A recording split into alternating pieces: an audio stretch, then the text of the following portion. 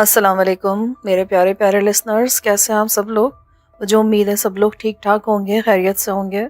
مجھے آپ لوگوں کو یہ انفارم کرنا تھا کہ میں سنڈے کو انشاءاللہ تعالی عمرے پر جا رہی ہوں اور پھر میری واپسی ہوگی وہاں سے ٹیوزڈے کو، اور لیکن میں ریکارڈنگ آپ کو شاید دوں، مطلب آپ کو نیا ایپیسوڈ ملے شاید تھرسڈے کو، کیونکہ بہت تھکن ہو جاتی ہے عمرے سے واپس آؤ تو میں کوشش کروں گی وینسڈے کو دے دوں، ورنہ تھرسڈے کو انشاءاللہ ضرور ایپیسوڈ آپ کو دوں گی، ٹھیک ہے؟ تو بس آپ لوگوں کو بتانا تھا صرف کہ آپ لوگ 3 دن، میں کوشش کروں گی، ویسے یہ ریکارڈنگ میں پہلے سے کر کے رکھ رہی ہوں، میں کوشش کروں گی کہ درمیان میں بھی آپ کو ایک آدھا ایپیسوڈ مل جائے، ریکارڈ کر کے رکھ لوں پہلے سے، لیکن اگر نہ مل سکے تو اس کے لیے معذرت، ٹھیک ہے؟ اپنا خیال رکھیے گا، اللہ حافظ۔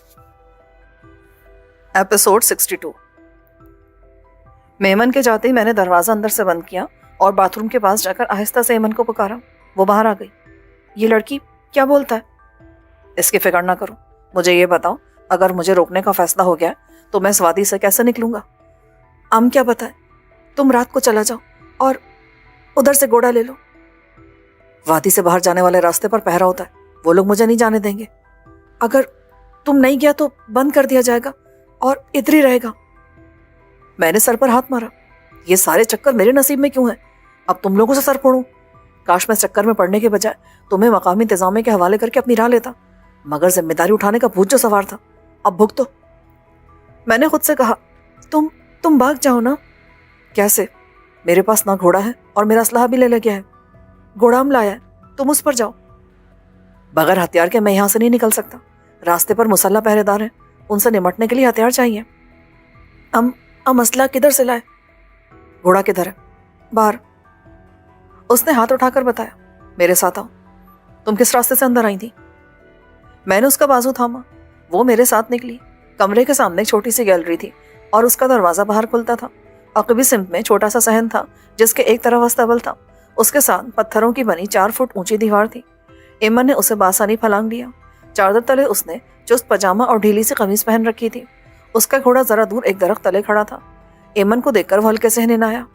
ایمن نے اس کے منہ پر ہاتھ پھیرا اور دبی زبان میں کچھ کہنے لگی۔ ظاہر ہے اس کا مخاطب گھوڑا تھا، ورنہ وہ اردو بولتی۔ کچھ دیر تک گھوڑے کو ہدایات دے کر اس نے مجھ سے کہا، اب یہ تمہارے ساتھ جائے گا، ہم نے اسے بتا دیا ہے۔ ایمن اب تم جاؤ، کیا میں تمہیں تمہارے گھر تک چھوڑ دوں؟ ہم چلا جائے گا۔ پھر اس نے کسی قدر تذبذب کے ساتھ کہا، یوسف تم ہم کو یاد کرے گا؟ کیوں نہیں، میں تمہیں بھول سکتا ہوں۔ میں نے گھوڑے کا جائزہ لیتے ہوئے رواداری میں کہا، تم ہم کو اچھا لگتا ہے، بہت اچھا۔ وہ اچانک میرے گلے کا ہار بن گئی۔ میں اس اچانک حملے پر دنگ رہ گیا۔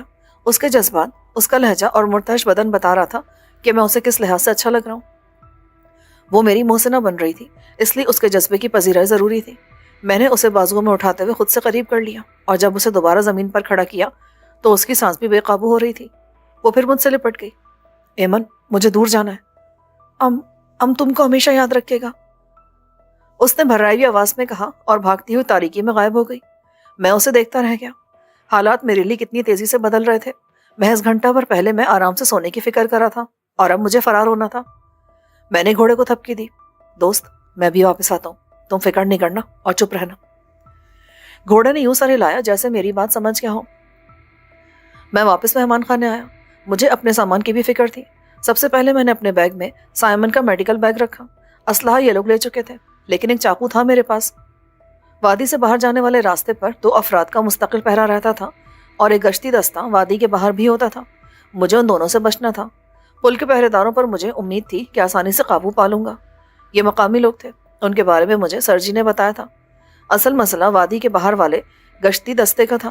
اس میں وادی میں بسنے والے ریڈ آرمی کے تربیت یافتہ افراد شامل ہوتے تھے اور ان پر قابو پانا آسان نہیں تھا، خاص طور سے صورت میں جبکہ وہ مسلح تھے اور میرے پاس کچھ نہیں تھا۔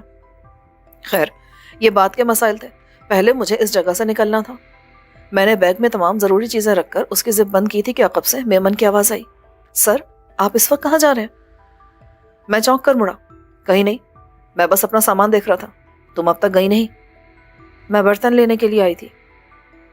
اس کی نگاہوں میں شک تھا۔ اوہ تو لے جاؤ، اب میں سوؤں گا۔ آپ نے کپڑے بھی بدل لیے ہیں، آپ کیا باہر جا رہے ہیں؟ میں نے نہ صرف کپڑے بدل لیے تھے بلکہ سردی سے بچنے کے لیے جیکٹ اور اونی ٹوپی بھی پہن لی تھی۔ ہاں میں ذرا چہل قدمی کے ارادے سے باہر جا رہا تھا۔ کھانا زیادہ کھا لیا نا، اس لیے گرانی ہو رہی ہے. تم یہ برتن لے جاؤ, میں آدھے گھنٹے میں واپس آ جاؤں گا. وہ مجھے غور سے دیکھتی رہی اور پھر میز کی طرف بڑھی. جیسے ہی وہ میرے پاس سے گزری میں نے لپک کر اس کی گردن پکڑ لی تاکہ وہ آواز نہ نکال سکے. میرا خیال تھا کہ وہ ایک عام سی لڑکی ہے, بآسانی بے ہوش ہو جائے گی, مگر اس نے گھبرائے بغیر کوہنی سے میری پسلی پر وار کیا. یہ پروفیشنل وار تھا. ایک لمحے کو میری سانس رک گئی. میں نے صرف اس خیال سے گرفت ڈھیلی نہیں کی کہ اس کی ایک چیخ نہ جانے کتنے لوگوں کو کھینچ لاتی. اس کے دوبارہ وار کرنے سے پہلے میں نے دوسرے ہاتھ سے اسے جکڑ لیا اور گردن پر اپنی گرفت سخت کر دی. وہ تڑپنے اور پاؤں چلانے لگی, مگر رفتہ رفتہ اس کی جدوجہد مان پڑتی چلی گئی, حتیٰ کہ اس نے ہاتھ پاؤں چھوڑ دیے. میں نے اسے بستر پر لٹایا اور چادر سے پٹیاں پھاڑ کر اس کے ہاتھ پیر باندھ دیے. پھر اس چادر سے اس کا منہ بھی بند کر دیا کہ وہ جلد ہوش میں آ جائے تو کسی کو میرے فرار کے بارے میں نہ بتا سکے. آخر میں اسے چادر اڑا کر میں بیگ سنبھالے باہر نکلا. کمرے کا دروازہ میں نے بھیڑ دیا تھا. مجھے مہمان خانے سے باہر آنے میں کوئی دشواری پیش نہ آئی. گھوڑا جیسے وفاشار بیوی کی طرح میری راہ تک رہا تھا. کم سے کم اس کے پرمسرت تاثرات سے مجھے ایسا ہی لگا. دوست, کوشش کرنا کہ آواز نہ ہو, میں نے بیگ اس پر لاتے ہوئے کہا اور پھر اسے پیدل چلاتا ہوا آبادی سے دور لے جانے لگا. آج چاندنی زیادہ آبوتاب سے پھیلی ہوئی تھی اور دور دور تک صاف نظر آ رہا تھا, اس لیے میری کوشش تھی کہ درختوں کے سائے اور جھاڑیوں کی اوٹ سے گزروں. رفتہ رفتہ آبادی سے دور ہونے کے ساتھ ساتھ میں نے رفتار میں اضافہ کر لیا. جیسے ہی میں باہر نکلا گھوڑے پر سوار ہو کر اسے ایڑ لگا دی. گھوڑا جاندار اور راستوں سے واقف لگتا تھا, بغیر میری کوشش کے وہ خود کون نما پہاڑی کی طرف جانے لگا. یہ راستہ مشرقی ڈھلان سے گزرتا تھا اور اس طرف جنگلات تھے, اس لیے وادی سے میرے دیکھ لیے جانے کے امکانات کم تھے. میں نے سیاہ رنگ کی پینٹ کے ساتھ نیلے رنگ کی جیکٹ پہن رکھی تھی. گھوڑا بھی گہرے بھورے رنگ کا تھا, اس لیے خاص طور سے نظر آنا محال تھا. سناٹے میں گھوڑے کی ٹاپیں گونج رہی تھیں, مگر یہ زیادہ دور تک نہیں جا رہی تھیں. زمین سخت مگر پتھریلی نہیں تھی.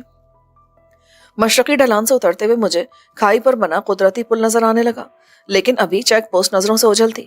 اس طرف چند اونچے ٹیلے تھے اور یہ اچھی بات تھی, ورنہ پہرے دار مجھے دور سے دیکھ کر چونکن نہ ہو جاتے. اب میں اچانک ان کے سر پر پہنچتا تو انہیں سنبھلنے کا موقع نہیں ملتا. میں نے چیک پوسٹ کے نزدیک نکلنے کے لیے بائیں طرف کے بجائے دائیں طرف کا راستہ اختیار کیا, جو وادی کے وسط سے چیک پوسٹ کی طرف جاتا تھا. 2 ٹیلوں کے درمیان سے نکلتے ہی چیک پوسٹ 100 فٹ کے فاصلے پر تھی. سر جی مجھے اس جگہ لایا تھا. میری توقع کے مطابق چیک پوسٹ کے پہرے داروں نے گھوڑے کی ٹاپیں سن لی تھی اور وہ دونوں اس طرف رخ کر کے کھڑے تھے. میں نے رفتار کم نہیں کی اور ان کے نزدیک پہنچتے نیچے کود گیا. میں نے جیکٹ کے کالر کھڑے کر لیے تھے, اس لیے میرے خد و خال نظر نہیں آ رہے تھے, مگر اتنے نزدیک سے دیکھ کر پہچان لینا مشکل نہیں تھا. مجھے دیکھتے آگے والے پہرے دار نے اپنی گن سیدھی کرنے کی کوشش کی, لیکن اس سے پہلے جھپٹ کر میں نے اسے اپنی طرف کھینچا اور گھما کر چکر دے کر اسے اس کے ساتھی پہ دے مارا. جب تک وہ سنبھلتے میں نے ایک کی رائفل اٹھا کر تان لی اور انگریزی میں کہا, بس حرکت مت کرنا ورنہ میں رحم نہیں کروں گا. دونوں ہاتھ سروں پر رکھ کر گھٹنوں کے بل کھڑے ہو جاؤ. ان میں سے ایک انگریزی جانتا تھا. اس نے برنامی زبان میں میرا حکم اپنے ساتھی کو سنایا اور دونوں نے حکم کی تعمیل کی. انگریزی جاننے والے نے کہا, میری سمجھ میں نہیں آ رہا, تم ایسا کیوں کر رہے ہو؟ تم مہمان ہو ہمارے, لگتا ہے تمہیں کو غلط فہمی ہوئی ہے. مجھے ہرگز غلط فہمی نہیں ہوئی ہے, تم لوگ مجھے ہمیشہ کے لیے مہمان بنا کر رکھنا چاہتے تھے. دوسرا شخص گھوڑے کو گھور رہا تھا. پھر اس نے انگریزی جاننے والے سے برنامی میں کچھ کہا. وہ چونکا. تم نے گھوڑا جناب سرمانی کے استبل سے چرایا ہے, اس پر درگاہ کا نشان ہے. مجھے نہیں معلوم, یہ مجھے راستے میں آوارہ پھرتا ملا تھا. جھوٹ مت بولو, تم نے درگاہ کا گھوڑا چورا کر اپنی تباہی کو آواز دی ہے. تم اس کی فکر مت کرو اور اب اوندھے منہ لٹ جاؤ. میں نے حکم دیا. انہوں نے بادر ناخواستہ تعمیر کی. میں نے انگریزی نہ جاننے والے برنامی کے سر پہ رائفل کا دستہ مارا تو وہ بے سدھ ہو گیا. دوسرا چلایا, یہ کیا کیا تم نے؟ خاموش رہو ورنہ یہی حشر تمہارا بھی ہوگا. تم فرار نہیں ہو سکو گے, اب حفاظتی پہرا سخت کر دیا گیا ہے. تم فرار ہو بھی گئے تو زیادہ دور نہیں جا سکو گے. تم اس وادی سے نہیں نکل سکتے. بکو مت, مجھے یہ بتاؤ کہ وادی سے باہر کتنے لوگ ہیں تمہارے گشتی دستے میں؟ وہ 30 ہیں, لیکن کہاں ہیں یہ مجھے نہیں معلوم. ان میں سرجی بھی ہے؟ نہیں, وہ آج چھٹی پر ہے, اس کی جگہ بورس ہے. اگر اس گشتی دستے کو فوری طور پر وادی میں بلانا ہو تو تم لوگ کیا طریقہ اختیار کرتے ہو؟ وہ ہچکچایا, لیکن جب میں نے اس کے سر پر رائفل کی نال کا دباؤ ڈالا تو اس نے بتا دیا, جب ہم نے کو ہنگامی پیغام دینا ہو تو اس کون نما پہاڑی کے اوپر آگ جلا دیتے ہیں. اوکے, چلو اور آگ جلاؤ. یہ بات یاد رکھنا, مجھے تمہاری مدد کی خاص ضرورت نہیں ہے, اس لیے کوئی احمقانہ حرکت مت کرنا. اس نے سر ہلایا. وہ آگے تھا اور میں عقب میں قدرتی پل عبور کرا تھا. اس مقام پر گھوڑے پر سواری کرنا بڑے دل گردے کا کام ہے. پہرے دار دائیں طرف مڑ گیا. کون نما پہاڑی کی طرف اس جگہ سے راستہ جاتا تھا. سامنے کی طرف سے وہ ناقابل چڑھائی لگتی تھی۔ میں نے گھوڑک درخت کے ساتھ باندھا۔ اس طرف مختصر درخت اور جھاڑیاں کثرت سے تھے، خاص طور سے الٹی کون نما پہاڑی کا نچلا حصہ جھاڑیوں سے ڈھکا ہوا تھا۔ اوپر جانے کا راستہ ان کے درمیان میں تھا۔ اگر وہ میرے ساتھ نہ ہوتا تو میں ان جھاڑیوں میں چھپا اوپر جانے والا راستہ کبھی تلاش نہیں کر سکتا تھا۔ محض 15 منٹ میں ہم الٹی کون نما پہاڑی کے اس سامنے والے حصے میں واقع غزغار میں تھے، جس کے سامنے والے حصے میں لکڑی جلانے کے لیے ایک باقاعدہ چبوترا بنا تھا۔ پہرے دار، جس کا نام ایمکس تھا، اس چبوترے پر سلیقے سے لکڑیاں چنی اور پھر ان پر تیل چھڑک کر آگ لگا دی۔ خشک لکڑیوں نے تیزی سے آگ پکڑ لی۔ اب وہ لوگ جہاں بھی ہوں گے تیزی سے اس طرف آئیں گے۔ چلو، پل کے دوسری طرف چوٹی تک چلنا ہے، رکو مت، جلدی کرو۔ ہم تقریباً بھاگتے ہوئے اس طرف آئے۔ دوسرا پہرے دار ابھی تک بے ہوش پڑا تھا۔ میں نے ایمکس سے کہا، اسے اندر چوٹی میں لے چلو اور اس کے ہاتھ پیر باندھ دو۔ اندر رسی موجود تھی۔ میں نے اپنی نگرانی میں بے ہوش پہرے دار کے ہاتھ پیر بندھوائے، پھر اس کی رائفل خالی کی اور اسے تھما کر کہا، اسے لے کر باہر کھڑے ہو جاؤ تاکہ آنے والے پہرے داروں کو شک نہ ہو۔ میں تمہارے حکم کی تعمیل کروں گا، لیکن اب بھی یہی کہوں گا کہ اس جگہ سے فرار مشکل ہے۔ تم دیکھتے جاؤ میں اس مشکل کو کس طرح آسان کرتا ہوں۔ اب تم باہر جا کر کھڑے ہو جاؤ، پھر خبردار کر رہا ہوں، انہیں کوئی اشارہ مت دینا ورنہ سب سے پہلے تم مارے جاؤ گے۔ دھمکیاں مت دو مجھے، اس نے منہ بنا کر کہا اور باہر چلا گیا۔ میں پتھر اور کچی مٹی سے بنی اس چوکی میں مورچہ بنا کر بیٹھ گیا۔ کچھ دیر کے بعد پہرے دار نے مضطرب ہو کر جنوب کی طرف دیکھا۔ اس کے ساتھ ہی آ رہے تھے۔ میں نے احتیاط سے جھانکا۔ 3 افراد اپنے گھوڑوں کی لگام میں تھامے پل عبور کر رہے تھے۔ کچھ ہی دیر میں وہ اس طرف تھے۔ ان میں سے ایک آگے آیا اور اس نے برنامی میں پہرے دار سے کچھ کہا۔ اس سے پہلے کہ وہ جواب دیتا، میں نے رائفل کی نال باہر کی اور بلند آواز سے بولا، ان سے کہو یہ میرے نشانے پر ہے، اپنے ہتھیار پھینک دیں ورنہ اپنی موت کے خود ذمہ دار ہوں گے۔ اس نے برنامی میں ان لوگوں سے کچھ کہا جو میری سمجھ میں نہیں آیا، مگر ان لوگوں کے چہرے فاق ہو گئے۔ انہوں نے رائفل کی نال دیکھ لی تھی، اس لیے بادر ناخواستہ انہوں نے اپنی رائفلیں اتار پھینکی۔ میں نے اگلا حکم دیا، چاروں زمین پر لیٹ جاؤ، ہاتھ سر پر ہو۔ انہوں نے اس حکم کی بھی تعمیل کی۔ اس کے بعد کا کام آسان تھا۔ میں رسی لے کر نکلا اور اس کے ٹکڑے کر کے انگریزی دان پہرے دار سے کہا، ان تینوں کے ہاتھ پیر باندھ دو۔ اس نے یہ کام بھی کیا۔ آخر میں اس کے ہاتھ پیر بھی میں نے باندھ دیے اور ان سب کو چوٹی میں منتقل کر دیا۔ ان کا سارا اسلحہ میں نے کھائی میں پھینک دیا۔ اپنے پاس صرف ایک رائفل اور اس کے فاضل میگزین رکھے تھے۔ میرا راستہ صاف تھا۔ صبح تک ان کی دریافت محال تھی۔ اس وقت تک میں وادی سے خاصے فاصلے پر جا چکا ہوتا۔ میں نے پل پر قدم رکھا اور چند گز آگے گیا تھا کہ عقب سے سرجی کی آواز آئی، یوسف رک جاؤ۔ ایک قدم بھی آگے بڑھایا تو کھائی میں ہو گئے۔ میں نے مڑ کر اس پر رائفل تان لی۔ سرجی واپس جاؤ، تمہارے ساتھ چند لمحات اچھے گزارے ہیں، مجھے روکنے کی کوشش مت کرنا۔ سرجی بظاہر نہتا تھا، مگر اس نے ہاتھ اوپر کیا تو اس میں ایک آلہ تھا۔ یہ ریموٹ ہے ان بموں کا جو تمہارے پیروں تلے ہیں۔ میں نے جھک کر دیکھا۔ طارق خلا میرا منتظر تھا۔ میں نے اس طارق خلا کی طرف دیکھا اور پھر سرجی کی طرف۔ اس کے ہاتھ میں پل پر نصب بموں کا ریموٹ کنٹرول تھا۔ اگر میں پل پر قدم رکھتا تو اس کی انگلی کی معمولی سی جنبش میرے چیتھڑ اڑا دیتی یا میں سینکڑوں فٹ گہری کھائی میں لڑک جاتا۔ دونوں صورتوں میں موت میرا مقدر تھی۔ میں نے سرجی سے کہا، دوست مجھ پر بھروسہ کرو، جانے تو مجھے، اس وادی کا کوئی راز میرے سینے سے باہر نہیں جائے گا۔ بات اعتماد کی نہیں، اصول کی ہے۔ اس وادی سے کوئی فرد باہر نہیں جا سکتا، اس لیے تم بھی نہیں جا سکتے اور میں بھی نہیں۔ اگر تمہاری جگہ میرا سگا بھائی بھی فرار کی کوشش کرتا تو میں اسے بھی اسی طرح روک دیتا، جیسے تمہاری مرضی۔ میں نے تھکے ہوئے انداز میں واپس مڑتے ہوئے کہا۔ سرجی دیکھ نہیں سکا کہ میں نے خاموشی سے پستول نکال لیا تھا۔ اگلے ہی لمحے فائر ہوا اور اس کے ہاتھ سے ریموٹ کنٹرول اڑ گیا۔ اس کا ہاتھ بھی زخمی ہوا تھا۔ اس نے اپنا ہاتھ تھام لیا لیکن اس کے منہ سے کوئی آواز نہیں نکلی۔ میں نے اس پر پستول تان لیا۔ سرجی حرکت نہ کرنا، مجھے افسوس ہے لیکن تم نے مجھے مجبور کیا ہے۔ میں نے جا کر ریموٹ اٹھا لیا۔ سرجی اللہ حافظ، تم دور نہیں جا سکو گے، ہمارے آدمی تمہیں تلاش کر لیں گے۔ میں گھوڑے پر سوار ہوا۔ وہ مجھے تلاش نہیں کر سکیں گے کیونکہ وادی سے باہر آنے کے لیے ان کے پاس کوئی راستہ نہیں ہوگا۔ سرجی نے ہار مان لی تھی۔ شاید ان کا کوئی دشمن ہوتا تو وہ زندگی کے آخری لمحے تک اس کے خلاف ڈٹا رہتا، لیکن میں اس کا دشمن نہیں تھا۔ میں نے گھوڑے کو ایڑ لگائی اور پتلے سے پل سے اسے دوڑاتا چند سیکنڈ کے اندر اسے عبور کر گیا تھا۔ میں پل احتیاط سے عبور کرنے کا خطرہ مول نہیں لے سکتا تھا کیونکہ فائر کے بعد وادی کی طرف سے بے شمار شمیں اس طرح حرکت کر رہی تھیں۔ میں نے جان کی بازی لگائی اور کامیاب رہا۔ دوسری طرف جاتے ہی میں نے رک کر سرجی سے کہا، دوست دور ہٹ جاؤ، میں پل اڑا رہا ہوں۔ لیکن وہ اپنی جگہ جمع رہا۔ میں نے کئی بار اسے دور ہٹنے کو کہا۔ مجھے خوف تھا کہ دھماکے سے اسے بھی کوئی نقصان نہ ہو۔ نہ جانے اس پل پر انہوں نے کتنا بارود لگا رکھا تھا۔ جب وہ پیچھے نہیں ہٹا تو مجبوراً میں نے ریموٹ کا بٹن دبا دیا اور ساتھ ہی گھوڑے کو اڑ لگائی۔ ایک مہیب دھماکے نے گھوڑے کو لڑکھڑا دیا تھا۔ وہ گرا نہیں اور بھاگتا ہوا کون نما پہاڑی کی اوٹ میں چلا گیا۔ دھماکے کی شدت اور پتھروں کو اچھال بتا رہا تھا کہ کھائی کے دونوں سروں کو ملانے والی اس مختصر سی پگڈنڈی کا بیشتر حصہ اڑ چکا ہے۔ مجھے عقب سے کئی فائر بھی سنائی دیے، لیکن میں ان کی پہنچ سے دور نکل چکا تھا۔ چند لمحے بعد میں نے گھوڑے کی رفتار کم کی اور اسے سر پر دوڑانے کے بجائے ہلکی چال سے دوڑا رہا تھا تاکہ وہ جلد نہ تھک جائے۔ راستے میں ایک جگہ رک کر پانی پیا اور گھوڑے کو بھی پلایا۔ میرے پاس کھانے کے لیے کچھ نہیں تھا، لیکن مجھے اس کی فکر نہیں تھی۔ میرے پاس رائفل تھی اور مجھے اعتماد تھا کہ کوئی نہ کوئی حلال جانور بھی مل جائے گا، ورنہ جنگلی پھلوں اور پودوں کی جڑوں سے بھی پیٹ کی آگ بجھائی جا سکتی تھی۔ صبح کے قریب چاند غروب ہونے سے روشنی کم ہوئی تو میں نے مناسب سمجھا کہ صبح کی روشنی پھیلنے تک رک جاؤں۔ اندھیرے میں گھوڑا کسی کھائی میں بھی گر سکتا تھا اور ٹھوکر کھا کر اپنی یا میری ٹانگ بھی توڑوا سکتا تھا۔ گھوڑے کی لگام ایک پتھر سے لگا کر میں ایک درخت سے ٹیک لگا کر بیٹھ گیا۔ سونے کا وقت نہیں تھا۔ بے شک میں پل دبا کر آیا تھا، لیکن کیا کہا جا سکتا تھا کہ وادی سے باہر آنے کا کوئی اور خفیہ راستہ تھا یا نہیں۔ عین ممکن تھا کہ وادی والے میرے تعاقب میں ہوں۔ درخت سے ٹیک لگا کر میں مہاپارا اور حسن کے بارے میں سوچنے لگا۔ ایک بات یقینی تھی کہ وہ بچ نکلنے میں کامیاب ہو گئے تھے۔ اس کے بعد کہاں گئے یہ مجھے اس صورت میں پتہ چلتا جب میں اس ویرانے سے نکلنے میں کامیاب ہو جاتا۔ نہ جانے کیوں میرا دل کہہ رہا تھا کہ شاید میں ان دونوں کو نہ دیکھ سکوں۔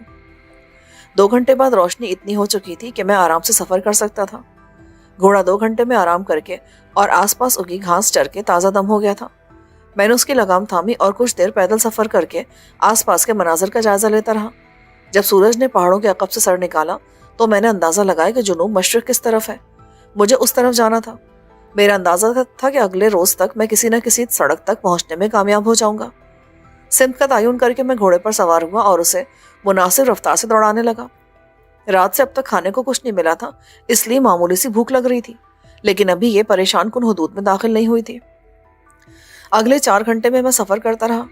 ابھی تک کسی انسان کی صورت نظر نہیں آئی تھی اور نہ ہی ایسے نشانات نظر آئے تھے جو کسی آبادی کی نشاندہی کرتے۔ میں بالکل ویران علاقے سے گزر رہا تھا، شاید یہ کسی بھی آباد علاقے یا گزرگاہ سے دور تھا۔ ایک جگہ ندی سے پانی پیا، منہ ہاتھ دھویا۔ ندی کے پانی میں مچھلیاں تھیں، میں انہیں فائر کر کے مار سکتا تھا، لیکن آواز پھیلنے کے خیال سے باز رہا۔ عین ممکن تھا کہ خطرہ میرے آس پاس ہی ہو۔ خالی ہاتھ سے مچھلیاں پکڑنا ناممکن تھا، اس لیے حسرت بھری نظر ڈال کر آگے بڑھ گیا۔ شام تک گھوڑے اور میرا تھکن سے برا حال ہو گیا تھا۔ کئی بار مجھے گھوڑے کی پشت پر نیند کے جھونکے آئے۔ چنانچہ سورج غروب ہونے سے پہلے رات گزارنے کے لیے ایک غار تلاش کر لیا۔ گھوڑے کو باندھ کر سب سے پہلے آگ جلانے کے لیے لکڑی اور سوکھی گھاس تلاش کی۔ میرے پاس سائمن کا لائٹر ابھی تک تھا، اس لیے آگ جلانے میں دشواری پیش نہیں آئی۔ اس کام سے فارغ ہو کر میں نے کھانے پینے کے لحاظ سے کوئی شے تلاش کرنے کی کوشش کی، لیکن یہاں کچھ نہیں تھا، اس لیے صبر کر کے غار میں آن بیٹھا۔ کچھ دیر الاؤ کو اشتعال دیتا رہا، پھر دیوار سے ٹک کر لیٹ گیا۔ غار چھوٹا سا اور صاف ستھرا تھا، الاؤ کی حدت سے خوشگوار حد تک گرم ہو گیا تھا، اس لیے میری آنکھ خود بخود لگ گئی۔ رات کے کسی پہر گھوڑے کی درد بھری ہنہناہٹ نے مجھے چونکا دیا۔ رائفل میں پاس رکھ کر سویا تھا۔ میں نے الاؤ کے عقب میں دیکھا، گھوڑے کو کئی ہیولوں نے گھیر رکھا تھا۔ یہ پہاڑی بھیڑیے تھے جو اتنی خاموشی سے آئے تھے کہ ان کی آمد کا قطعی پتہ نہیں چل سکا تھا۔ ایک گھوڑے کی عقبی ٹانگ کے اوپری حصے میں چمٹا تھا اور باقی اسے دبوچ کر گرانے کی فکر میں تھے۔ میں نے رائفل رکھ کر پستول نکالا اور سب سے پہلے گھوڑے کی ٹانگ سے چمٹے بھیڑیے کو گولی مار دی۔ گولی اس کی گردن میں لگی، وہ گھوڑے کو چھوڑ کر زمین پر لوٹ پوٹ ہونے لگا۔ اس کی چیخوں سے رات کا سناٹا پاش پاش ہو گیا۔ دوسرا بھیڑیا گولی کھا کر گرا تو باقی خطرہ بھانپ کر تیزی سے پسپا ہونے لگے۔ میں نے باہر نکل کر بھاگتے بھیڑیوں پر 2 فائر اور کیے۔ دونوں بھیڑیے ٹھنڈے پڑ چکے تھے۔ میں نے گھوڑے کا معائنہ کیا، وہ وفادار جانور اس اذیت میں بھی خاموش کھڑا تھا۔ بھیڑیے نے اس کی عقبی ران کا خاصا بڑا حصہ نوچ لیا تھا، خون بہہ کر اس کے کھروں کو تر کر رہا تھا۔ معاف کرنا دوست، میں غافل ہو گیا تھا۔ میں نے ندامت سے اس کی گردن پر ہاتھ پھیرا۔ پہلے میں نے سوچا کہ اسے گولی مار دوں، اب وہ سواری کے قابل نہیں رہا تھا، لیکن پستول اس کی طرف کر کے میری ہمت نہیں کہ اسے گولی مار سکتا۔ میں نے نزدیک لگی ایک جھاڑی سے پتے توڑ کر مسل کر اس کے زخم میں بھر دیے۔ خون رفتہ رفتہ رک گیا تھا، پھر اسے لگام اور ذہن سے آزاد کر دیا۔ یہ آخری پہر تھا اور کچھ دیر میں صبح نمودار ہونے والی تھی۔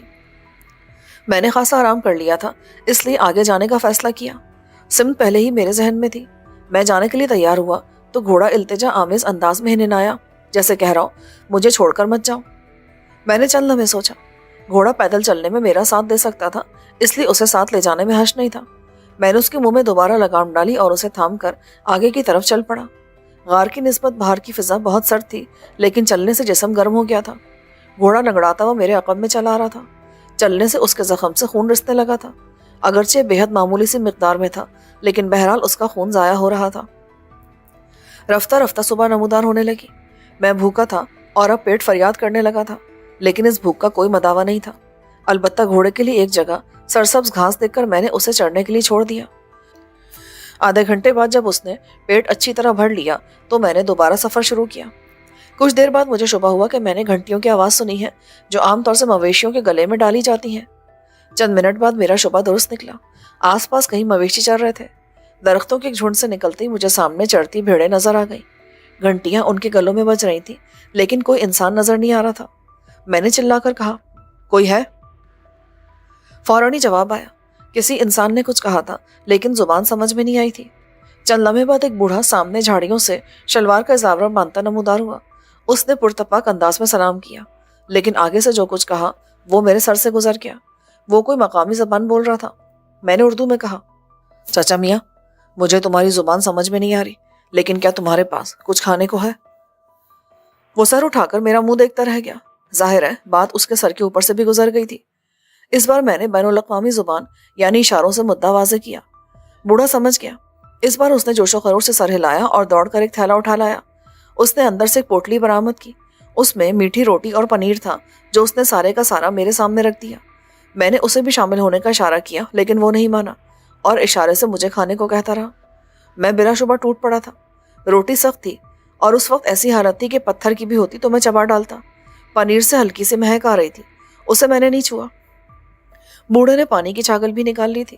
روٹی حلق سے اتارنے کے لیے میں پانی کے گھونٹ بھرتا رہا۔ 2 روٹیوں نے میرا پیٹ بھر دیا۔ میں نے بوڑھے چرواہے کا شکریہ ادا کیا اور اشاروں میں اس سے کسی سڑک تک جانے کا راستہ پوچھا۔ اس نے پہلے ہاتھ کے اشارے سے اور پھر زمین پر نقشہ سا بنا کر دکھایا۔ بات کسی حد تک میری سمجھ میں آ گئی۔ میں نے اس کا شکریہ ادا کیا اور لے جا کر گھوڑے کی لگام اسے تھما دی۔ وہ تعجب سے دیکھتا رہا۔ میں نے اشاروں میں اسے سمجھایا کہ میں یہ گھوڑا اس کے حوالے کر رہا ہوں کیونکہ اب یہ سفر کے قابل نہیں رہا ہے۔ گھوڑے کی ٹانگ کا زخم دیکھ کر وہ سمجھ گیا اور سینے پر ہاتھ رکھ کر اطمینان دلانے لگا کہ وہ اس کی مکمل دیکھ بھال کرے گا۔ اس کے گلے لگ کر میں ایک بار پھر عازم سفر تھا۔ اب تک میرا تعاقب کسی نے نہیں کیا تھا۔ اس کا مطلب تھا کہ وادی سے باہر آنے کا کوئی اور راستہ نہیں تھا۔ بوڑھے نے سورج کی طرف اشارہ کر کے مجھے سمجھایا تھا کہ سڑک تک جانے کے لیے مجھے 2 دن اور سفر کرنا ہوگا۔ اس انسانیت نواز اور اثار پسند چرواہے نے اپنے محدود ذخیرے سے مجھے 2 عدد میٹھی روٹیاں اور عنایت کی تھی۔ اگر میں احتیاط سے کام چلاتا تو 2 دن گزر جاتے۔ اچانک سرسبز علاقہ ختم ہو گیا اور آگے چٹانیں اور پتھر تھے۔ ہریالی صرف وہاں تھی جہاں کہیں کہیں ذرا سی مٹی جمع ہو گئی تھی۔ سنگی چٹانیں دھوپ سے تپ رہی تھی اور ان میں سفر کرنا آسان نہیں تھا، لیکن اس کے سوا اور کوئی راستہ بھی نہیں تھا کیونکہ یہ پتھریلی پگڈنڈی 2 پہاڑیوں کے درمیان میں تھی۔ میں نے چرواہے کی چھاگل سے اچھا خاصا پانی پی لیا تھا، لیکن متواتر کئی گھنٹے سفر کرنے کے بعد میں دوبارہ پیاس محسوس کر رہا تھا۔ پتھریلی وادی میں زمین کی شدت دیکھتے ہوئے میں سوچ میں پڑ گیا تھا کہ آگے سفر کروں یا نہیں۔ اگر آگے مجھے پانی نہ ملا تو یہ گرمی مجھے مار دے گی، اور رک جاتا تو سفر مزید طویل ہو جاتا۔ خاصی سوچ بچار کے بعد میں نے اللہ کا نام لے کر آگے سفر کرنے کا فیصلہ کیا، لیکن پتھریلی وادی میں داخل ہوتے ہی مجھے اندازہ ہو گیا تھا کہ میں نے ایک مشکل فیصلہ کیا ہے۔ یہاں پر گرمی کی شدت بے پناہ تھی۔ اگرچہ بلندی کی وجہ سے ہوا سرد رہتی تھی، لیکن ساتھ ہی لطیف بھی تھی۔ اتنی بلندی پر سورج کی شعاع ریزی بھی بڑھ جاتی ہے اور اس کی وجہ سے چٹانیں تپ کر وادی کو جہنم بنائے ہوئے تھی۔ تپتی وادی میں چند 100 گز کا فاصلہ طے کرنے کے بعد ہی میرے جسم نے پسینہ اگلنا شروع کر دیا۔ پتھروں سے یوں حدت اٹھ رہی تھی جیسے وہ انگارے ہوں۔ عقل مندی تو یہی تھی کہ میں واپس چلا جاتا اور شام ڈھلنے کے بعد اس وادی میں قدم رکھتا، لیکن ایک بار قدم بڑھا کر اسے واپس کرنا مجھے اچھا نہیں لگ رہا تھا۔ دوسرا وادی کا اگلا سرا مجھے نظر آ رہا تھا۔ میرا اندازہ تھا کہ میں مستقل چلتا رہتا تو شاید 2 گھنٹے میں وہاں تک پہنچ جاتا۔ آتے وقت یہ وادی راستے میں نہیں آئی تھی۔ اس کا مطلب تھا میں کسی دوسرے راستے سے جا رہا تھا۔ میں نے گرمی کے باوجود رفتار تیز رکھی۔ 1 گھنٹے بعد میں بری طرح ہانپنے لگا۔ میرے قدم لڑکھڑا رہے تھے۔ اگلے 1 گھنٹے کے دوران میں اپنی توانائی کا بیشتر حصہ استعمال کر چکا تھا۔ اب منزل ذرا فاصلے پر تھی، یعنی مجھے وادی کا دوسرا سرا نظر آ رہا تھا۔ میں بچی کچی توانائی کو قوت ارادی میں ملا کر آگے بڑھ رہا تھا، مگر خاصی دیر چلنے کے بعد بھی وادی کا دوسرا سرا نہیں آیا۔ وہ بدستور اتنے ہی فاصلے پر لگ رہا تھا۔ میں نے مڑ کر دیکھا تو وادی کے آغاز والا سرا بھی غائب تھا۔ تب مجھے پتہ چلا کہ میں نیم دائرے کی صورت میں پھیلی وادی میں سفر کر رہا تھا۔ شروع میں جو حصہ اس کا اختتام نظر آ رہا تھا وہ دراصل اس کا گھومتا حصہ تھا۔ میں اس لامتناہی وادی میں پھنس کر رہ گیا تھا۔ چند لمحے کے لیے میرا سر چکرا گیا۔ میں نے خود موت کے منہ میں کود جانے کا فیصلہ کیا تھا، لیکن ابتدائی جھٹکے کے بعد میرا عزم بحال ہونے لگا۔ حسن کی تربیت اور مہاپارا کی پرورش نے اس بات پر میرا ایمان پختہ کر دیا تھا کہ موت اپنے وقت پر آئے گی، اور اس وقت تک زندگی کے لیے جدوجہد کرتے رہنا میرا فرض تھا۔ اس جگہ کھڑے رہ کر وقت ضائع کرنا حماقت تھی، اس لیے میں نے چلنا شروع کر دیا۔ جسم کا بیشتر پانی پسینے کی صورت میں خارج ہونے کی وجہ سے اتنی شدت کی پیاس محسوس ہو رہی تھی کہ اسے بجھانے کے لیے شاید سمندر بھی ناکافی ہوتا۔ پیاس جیسے ایک ٹھوس وجود بن کر میرے جسم کے رگوں پے سے لپٹ رہی تھی۔ اس کے احساس سے جان چھڑانے اور خود کو مستقل رواں رکھنے کے لیے میں بس ایک ہی نقطے پر سوچا جا رہا تھا کہ مجھے بہر صورت اس وادی سے نکلنا ہے۔ نہ جانے کس وقت چٹانوں کی بے پناہ تپش کم ہونے لگی۔ شاید سورج اپنا قہر برسا کر اپنی منزل کی طرف رواں دوا تھا۔ رفتہ رفتہ خنکی کا احساس بڑھتا چلا گیا، حتیٰ کہ میں نے پہلی بار ہلکی سی سردی محسوس کی۔ سورج غروب ہو چکا تھا، چٹانیں ٹھنڈی پڑ رہی تھیں، لیکن میری توانائی بھی خاتمے کے قریب تھی۔ ایک دفعہ لڑکھڑا کر گرا تو پھر اٹھ نہ سکا۔ زمین پر پڑا ہانپتا رہا اور پھر سے اٹھنے کی ہمت کرتا رہا۔ جب تک چل رہا تھا ہمت تھی، لیکن گرتے جیسے ہمت بھی جواب دے گئی۔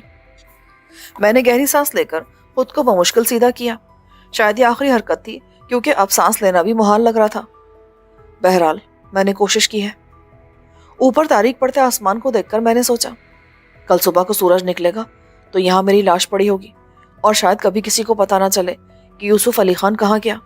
وادی والوں کا راز راز ہی رہے گا۔ تاریکی گہری ہوتی جا رہی تھی۔ اچانک مجھے شبہ ہوا کہ پاس ہی کہیں پانی بہہ رہا ہے۔ کیا میرے کان خوشگوار دھوکہ کھا رہے تھے؟ میں نے جسم کی رہی سہی قوت سماعت میں لگا دی۔ اس بار میرے کانوں نے تصدیق کی کہ میں دھوکہ نہیں کھا رہا، واقعی کہیں پاس پانی بہہ رہا تھا۔ پانی جو میرے لیے اس وقت آب حیات کی حیثیت رکھتا تھا۔ چند گھونٹ مجھے پھر سے زندہ کر سکتے تھے، لیکن وہ چند گھونٹ بھی میری دسترس سے باہر تھے۔ ناقابل یقین ہمت سے کام لے کر میں اٹھا۔ ایسا لگ رہا تھا جیسے جسم گوشت پوست کے بجائے سیسے سے بنا ہو۔ کسی شرابی کی طرح بدمست قدموں سے میں کھڑے ہو کر اس طرف بڑھا جہاں سے پانی کی آواز آ رہی تھی۔ آواز ایک چٹان کی دوسری طرف سے آ رہی تھی۔ اس کا سہارا لیتے ہوئے میں دوسری طرف پہنچا تو چٹان کی جڑ سے پانی پھوٹتے دیکھ کر میری جان میں جان آئی۔ یعنی پانی 2 فٹ نیچے گر کر پتھروں میں غائب ہو رہا تھا۔ اگر یہ 2 فٹ نیچے گر کر آواز نہ کر رہا ہوتا تو میں کبھی اس چشمے کے وجود سے آگاہ نہیں ہوتا جو شاید اللہ نے صرف میرے لیے جاری کیا تھا۔ میں نے بےتابی سے جھک کر پانی چلو میں لیتے ہوئے منہ میں ڈالا، خشک ترین لب تر کیے اور پانی کو قطرہ قطرہ چوسنے لگا۔ حالانکہ میرا دل چاہ رہا تھا کہ براہ راست منہ لگا کر اس چشمے کا سارا پانی پی جاؤں۔ جب تشنگی کسی حد تک کم ہوئی اور پانی پینا خطرے کا باعث نہیں رہا تو میں نے سچ مچ چشمے کے ابلتے پانی میں منہ ڈال دیا۔ پیٹ بھر کر پانی پینے کے بعد یکلخت مجھ پر غشی طاری ہونے لگی اور میں بے خبر سو گیا۔ کبھی کبھی چاند کی جھلک نظر آتی تھی۔ میرا جسم اتنا پرسکون تھا جیسے آرام کر کے جاگنے پر محسوس ہوتا ہے۔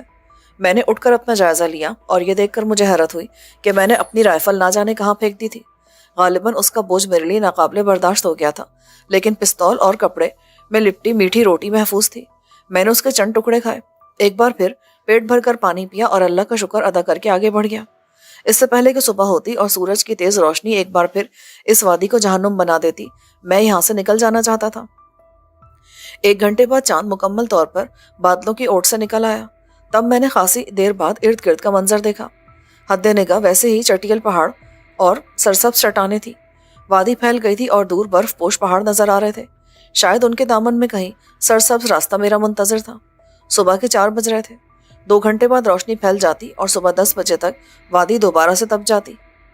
چاروں طرف اونچے خشک پہاڑوں سے گھری یہ صحرا کی طرح گرم وادی کسی عجوبے سے کم نہیں تھی۔ میں روشنی ہو جانے پر چلنے کے بجائے بھاگنے لگا۔ اس طرح جلد از جلد اس وادی سے نکلنا ممکن تھا۔ صبح کی روشنی نمودار ہونے تک میں انتھک بھاگتا رہا۔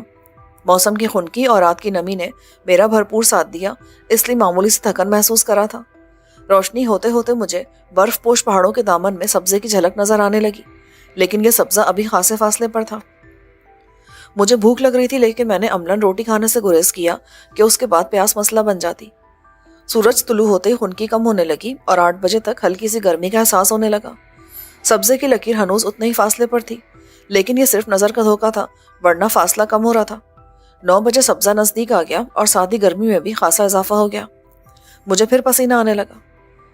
میں اس حالت میں آنے سے پہلے وہاں سے نکل جانا چاہتا تھا جیسی حالت میری پہلے تھی۔ 10 بجے تک پسینہ پانی کی طرح بہنے لگا۔ وادی تھی کہ شیطان کی آنت بن گئی تھی، ختم ہونے کا نام ہی نہیں لے رہی تھی۔ پانی کی کمی سے حالت میری بری ہونے لگی، قدم پھر سے بھاری ہونے لگے، ذہن پر غبار سا طاری ہونے لگا، اور 11 بجے تک میں ایک بار پھر قوت ارادی کے بلبوتے پر چل رہا تھا کہ نہ جانے سبزہ کب آئے گا۔ ایک بار چلتے چلتے سر اٹھا کر دیکھا تو مجھے شادی مرگ ہوتے ہوتے بچا۔ چند گز کے فاصلے پر درختوں کا پہلا جھنڈ تھا۔ میں دوڑ کر اس کے سائے میں آ گیا۔ مجھے ناقابل بیان سکون ملا۔ چھاؤں کی خنکی نے پسینہ خشک کر دیا تھا۔ میرے حواس بحال ہونے لگے، مگر پیاس نے پریشان کر رکھا تھا۔ میری نظر زمین پر ننھے منھے پھلوں پر پڑی جو ان درختوں سے گرے تھے۔ میں نے ایک پھل چکھا، ہلکا سا میٹھا تھا اور اس میں نمی کا ذائقہ بھی تھا۔ میں اٹھا کر کھانے لگا۔ اس سے بھوک کے ساتھ ساتھ پیاس کی تشنگی بھی کسی قدر کم ہوئی۔ ذرا حوصلہ ملا تو میں نے آگے سفر شروع کیا۔ برف پوش پہاڑوں کے دامن میں یہ گھنا اور دشوار گزار جنگل تھا۔ ایک جگہ مجھے تالاب کا پانی بھی مل گیا جس سے ہلکی سی بو آ رہی تھی، لیکن ان حالات میں یہ بھی غنیمت تھا۔ اس روز رات گئے میں نے پہلی آبادی دیکھی۔ یہ مقامی لوگوں کا گاؤں تھا، چند درجن گھر تھے۔ میں نے جس دروازے پر دستک دی وہ میرے لیے کھل گیا۔ پیٹ بھر کر کھانے کے علاوہ مجھے آرام کرنے کا موقع بھی ملا۔ اگلے روز ایک گائیڈ مجھے نزدیکی شاہراہ تک پہنچانے کے لیے ساتھ آیا۔ اس سے اگلے روز میں اسکردو میں تھا۔ یہاں سے اسلام آباد کے لیے میری نشست بک ہو چکی تھی۔ تیسرے روز میں اسلام آباد میں تھا جہاں میک نے مجھے ریسیو کیا۔ اس نے حالات کے بارے میں بس اتنا بتایا کہ مہاپارا اور حسن علی کا کچھ پتہ نہیں تھا۔ جمشید علی یورپ گئے ہوئے تھے اور اب مجھے میک کی تحویل میں دے دیا گیا تھا۔ یوسف بابا، اب آپ کی اسکولنگ اسلام آباد میں ہوگی اور آپ جمشید صاحب کے پیلس میں قیام کریں گے۔ گویا آپ کو میرا نگراں بنا دیا گیا ہے۔ میں نے تلخی سے کہا، میں آپ کا خادم ہوں یوسف بابا۔ وہ مسکرا دیا۔ یوں میری کہانی کا وہ ابتدائی باب ختم ہو گیا جو مہاپارا اور حسن علی سے عبارت تھا۔ اس کے بعد میں لندن چلا گیا۔ جمشید علی نے مجھے کاجل سے دور رکھنے کے لیے ہر ممکن حربہ استعمال کیا، لیکن وہ اس کی محبت مجھ سے چھین نہیں سکتے تھے۔